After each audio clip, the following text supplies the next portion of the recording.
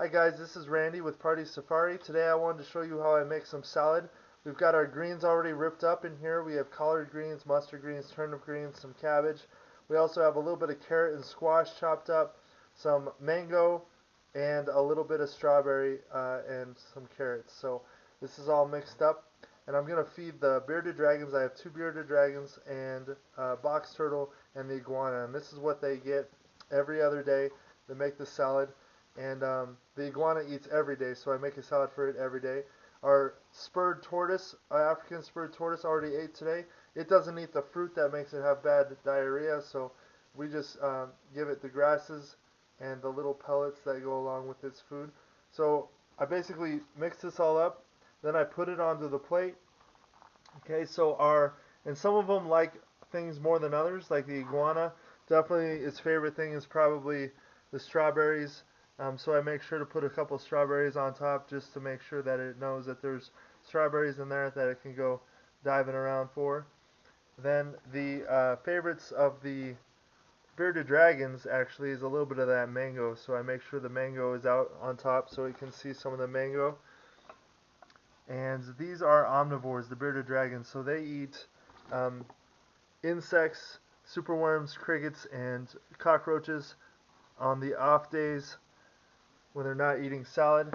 And then the omnivore, as well as the box turtle, it eats the tomatoes and the strawberries, so I put some of those on top just to make sure it sees it. I made too much salad today, so I'm going to have to add a little bit more. There we go. And the iguana probably will eat the most out of all of this. But nothing goes to waste, because when this food, there's still food left on the plates, then it goes into the cockroach and the superworm container that I have. And so all the nutrients from the vegetables are going right back into the crickets and the insects that I feed. Okay, so it's kind of a green system, which is really cool. Nothing goes to waste. And so this stuff over here that was left over will just go into the cages of the insects to begin with. Alright guys, I'll show you a picture of the animals eating next. So this is Starfire. She's eating some of her greens. And she was actually given to me because a woman that went to one of my educational presentations saw this animal was left in the basement of her house when she moved into it in a box. So obviously this animal needs a lot more than just to be in a box. It needs food, it needs the right temperature, and these animals are from Australia and they need to actually be quite warm and have a basking spot of like 110 to 115 degrees. So she used to be very skinny, but now she is quite plump, which is good. Means that she's got plenty of food, and sometimes she will wait to eat her salad, but today she started to eat it right when I put it in there, which is pretty cool. So this is Starfire. I just keep the name of whatever the animals, the people named them, and that woman had a daughter that named it Starfire. Alright, have a great day. This is Romeo. He's a male bearded dragon. He doesn't seem to be wanting his salad quite yet. Maybe he needs to bask a little bit longer to get warm. But he is a really awesome animal. Sometimes he does an aggressive display, especially when he sees other lizards. His throat will turn black. That's why they call him bearded dragons, and he'll do push-ups to basically say, this is my territory. The only lizards that he wants around him is the females. So he doesn't enjoy other lizards.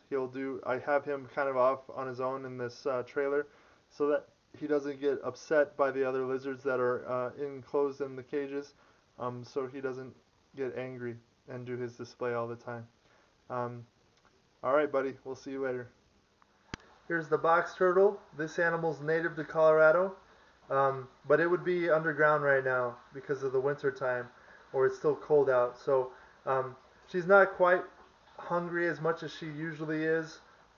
She would be eating the tomatoes and the strawberries if I put this in there in the summertime, probably right when I put it in there. But I still wanted to give it to her in case she does get hungry. She usually eats worms, and I give her a worm just about as often as I give the snapping turtle a worm, or every day if she wants one. If she doesn't eat it, then I give it to the aquatic turtles. And she's been eating a worm recently, which is pretty cool. Alright guys, have a great day. Hi guys, Azul is basking. There's a little bit of sun by the window, but I'm gonna put him in his cage so that we can see him eat. He's the last one that got to eat, so I'm gonna let him climb up on my arm. There we go. And he's got pretty sharp claws, so sometimes I wear a jacket, which is a little bit easier on my arms.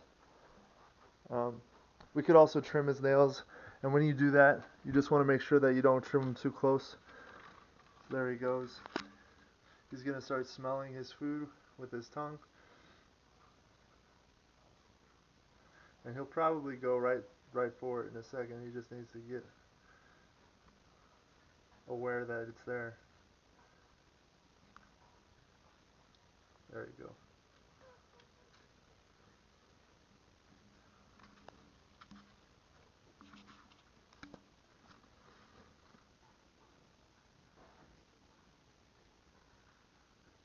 Good job.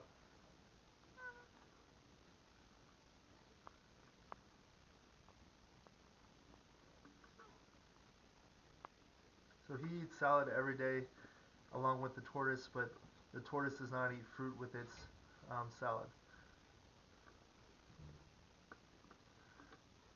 Alright guys, I hope you enjoyed seeing how I feed the salads to the animals.